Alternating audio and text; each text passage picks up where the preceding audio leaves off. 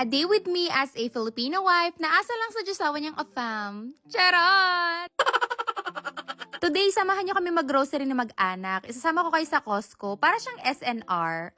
Kailangan may membership bago mag-grocery doon. Parang ang tagal na nung last na punta namin doon. I think last year pa. Hindi kasi ako mahilig mag-shopping doon. Taang laki-laki. Tapos pag bumili ka, buy bulk talaga. So pag pupunta ka doon, bibili mo na lahat para mas mura. Hindi naman ganun kalayo yung mall sa bahay. Mga 625 na tumbling. Pero dahil umuulan, drive namin.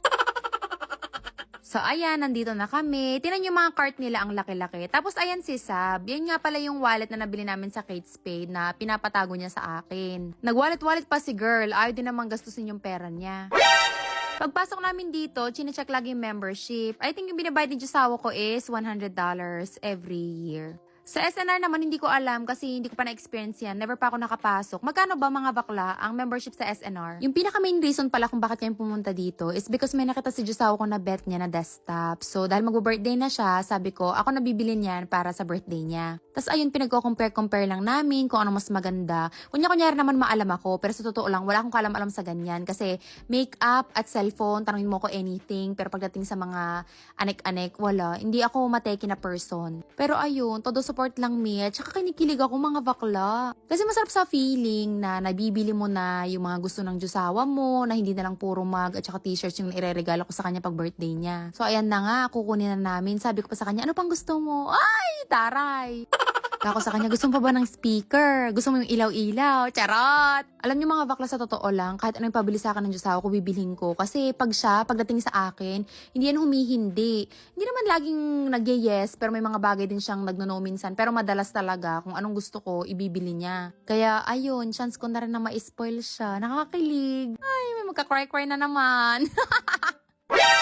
Nagtingin din pala kami ng mga bagong appliances para sa bahay kasi yung amin, yung mga ginagamit namin ngayon, medyo luma na. So, hinihintay na namin bumigay kasi ayoko pang bumili hanggat hindi pa nasisira. Ang ganda na itong ref, may pasalamin. Bagay na bagay ito sa akin. Pag nasira yung ref namin, kasi may ref kami mga bakla tatlo. Yung dalawa yata yung galing sa work ni Diyosawa ko. Para naman sa mga mahihilig sa alahas, o marami din kayo makikita dito. May mga engagement rings, ganyan. Bet ko to yung princess cut. Kung ayaw mo naman ng mga diamonds, meron din sila mga golds. Maraming pagpipilian. 4,999.99. Pero pag binayaran mo yung mga bakla, hindi yan yung exact na babayaran mo. May tax pa yan. So, ayun, nagsimula na kami mag-ikot-ikot. Bibili talaga kami dito ng mga karne-karne. Pero, ikot-ikot lang. Parang dito sa Costco, imbis na bibili ka ng ganito lang, sa dami ng paninda nila, hindi mo maiwasang hindi mapatingin, ganyan. Parang nakakaengganyo na mag-ikot-ikot. Tapos maya-maya hindi mo na namamalayan ni. May mga laman na yung cart mo na hindi mo naman plinano, wala naman sa listahan, ganyan.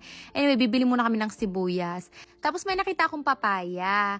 Dahil nga matigas siya, akala ko yung parang papaya sa Pilipinas. Si mama ko kasi lagi may tanim na ganyan. Hindi naaabutan na hinog pag medyo maniba na, yung medyo yellow-yellow na, pinipitas ko na, nilalagyan ko ng suka. Kasarap. Pero yung palang nabili ko is ibang klase ng papaya. Hindi siya yung nilalagyan ng suka.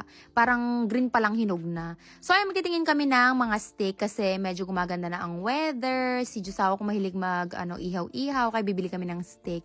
Ala, kamahal para ng karne. Parang gusto ko na mag-alaga ng sarili kong baka. Charot. Yung mga karne din ng manok, nakabulk na. Si Diyosawa ko pag nandito sa Costco, bigla-bigla na siya nawawala. Tapos maya-maya may bit-bit na. Ang bilis niyang kumilos. Talagang pagpunta namin dito, alam na niya kung anong kukunin niya, alam kung saan pupunta. Tapos ako naman ikot-ikot lang, ganyan. Si Sab ang tagatulak ng cart. Ang daming mga masasarap na pagkain, pero pag binili ko na, parang hindi ko nagugustuhan ang lasa. Nagtitingin-tingin lang ako ng mga pagkain, tapos maya-maya, hindi ko na mahanap si Diyosawa ko, tsaka si Sab, ang laki-laki ng Costco. Pero ayan, alam ko kung saan sila pupunta, sa My Tide. Yung palang panlaban namin is yung regular, kasi hindi na ako gumagamit ng scented. Natakot ako kasi nagkaroon ako ng allergic reaction doon sa dry sheet na ginagamit namin noon na scented. Kaya ngayon, ginagamit namin yung hindi na. Pero sabi ko sa Diyosawa ko, try muna namin to para if ever na maglalaba ako, ihiwalay ko na yung damit ko sa damit nila. Mula nung nangyari sa akin yun, para talaga siyang nightmare na ilang buwan din akong nangate. Talagang natakot na akong gumamit ng mga ibang product. Naging careful na ako. Pagdating naman doon sa dry sheet, yung regular pa din unscented. Isa sa mga nilook forward namin ni Sab sa pagpunta ng Costco ay yung mga free taste. So eto na nga, pumila na kami ni Sab. Ang una naming trinay is yung nachos na taco flavor. Ano? Hindi pa magaling pa ako kasase. Hindi pa ako nag-socks. Pagagalitan kapag nakita ka dyan. Di yan, sabihin mo, mami, I'm only 6 years old. Hmm? Si Josawa ko, ang bilis niya kumilos kapag nag-grocery kasi alam niya kung saan pupunta, ano yung mga bibilhin. Meron siyang invisible na listahan. Pag ako nag-grocery, kabaliktaran. Minsan inaabot ako ng mga 30 minutes, ganyan. Nagde-decide ako kung kailangan ko ba nito, ano pa bang wala sa bahay. Kahit may listahan naman ako. Ito na yung aming second round ng free taste. Taquitos yata yung tawag dyan, tapos may guacamole. Tinatanong nga ni Sab si Josawa ko kung bet niya para kukuha daw. Pero charot-charot niya lang yung gusto niya talaga, nagustuhan niya. Bumalik pa nga siya kahit mahiyain siya. Kumuha ka? Wala? Na? Ano ba yan? Yung babae, kumuha siya 3, kaya kailangan na magdaga ng lalaki. Tawang-tawa ko kasi na-embarda si Sab. Ito nga pala yung pangatlong free taste, chocolate. Hindi ko alam, hindi ko bet ang chocolate today. Wala lang ako sa mood, so binigay ko kay Sab. Ang mahal pala ng pistachios, $15. Meron ako nakita sa Giant. Tag $3 siya, pero malit na supot lang. Tapos yung may shell. Bumili ako ng walang shell. Hindi masarap. Iba yung lasa kapag may shell at binabalatan, siguro for the experience din. Tapos ayan, magbabayad na kami. Hindi uso magdala ng supot dito. Nakikita ko yung mga tao pag lumalabas sila, may daldala silang cart. Tapos doon nila nilalagay na yung mga sa kotse na nila sinasalansan. Tapos ayan, dumiretso lang kami sa my Auntie Anne's. Munti ko na naman sabihin, Aunt Annie.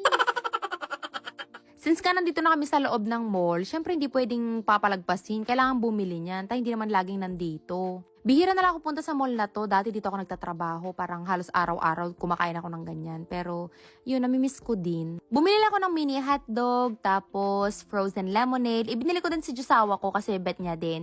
Tapos ayan, bumili lang kami ng manggonada habang naghihintay si Josawa ko doon sa sasakyan kasi ayaw na niya sumamata. Siya nga magsasalansa ng mga pinamili namin. Eto nga palang iniinom ko ay gawa sa mangga at saka sampalok. Nung unang try ko hindi ko bet, pero gustong gusto ko na ngayon. Yun lang, bye na.